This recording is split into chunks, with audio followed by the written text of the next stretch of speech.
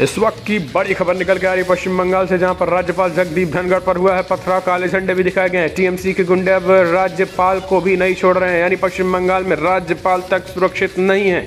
बेहद बड़ी खबर निकल के आ रही है। आपको बता दें, राज्यपाल पर एक तरीके से काले झंडे और पथराव की कोशिश टीएमसी के गुंडे द्वारा की गई है।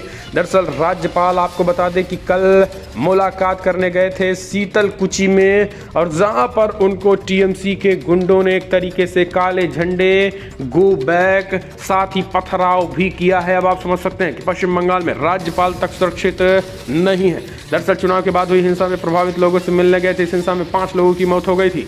धनखड़ के कूच बिहार दौरे की मुख्यमंत्री ममता बनर्जी निंदा कर रही हैं। यानी अब आप समझिए कि अगर आप कूच बिहार मृतकों से मिलने जाते हैं एज राज्यपाल, तो फिर आप की निंदा होगी, आप पर पथराव होगा। ये है पश्चिम बंगाल में हालात। यही कारण है कि लगातार राष्ट्रपति शासन लगाए जाने की मांग उठ रही है, क्योंकि राज्यपाल ही नहीं सुरक्षित है। विधायकों की हालत यह है कि भारतीय जनता पार्टी को केंद्रीय सुरक्षा देनी पड़ रही है। गृह मंत्री अमित शाह ने अपने सभी विधायकों को केंद्रीय सुरक्षा दे रहे हैं। ये हालत है टीएमसी और पश्चिम बंगाल में, यानी जम्मू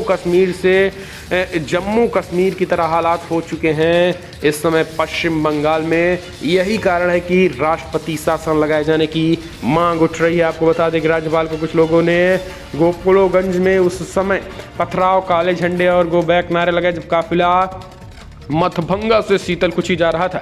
हालांकि पुलिस ने सड़कों के दोनों ओर मानव श्रृंखला बना रखी थी, लेकिन उसके बावजूद टीएमसी के गुंडों, क्योंकि पुलिस भी उनकी है और टीएमसी ममता बनर्जी की गुंडे उनके हैं। जब ममता बनर्जी इस चीज़ की आलोचना कर रही हैं, तो अब आप समझ सकते हैं कि टीएमसी के गुंडों को एक इशारे में वो क्या क्या नहीं कर सकते, क्योंकि सरकार उनकी, पुलिस उनका, सिस्टम उनका, ऐसे में किसी को भी कुछ कर सकते हैं। ये हालात है पश्चिम बंगाल में। अब आप समझिए कि आम नागरिक जो बीजेपी कार्यकर्ता है, जो बीजेपी वोटर है, उसका क्या होता होगा।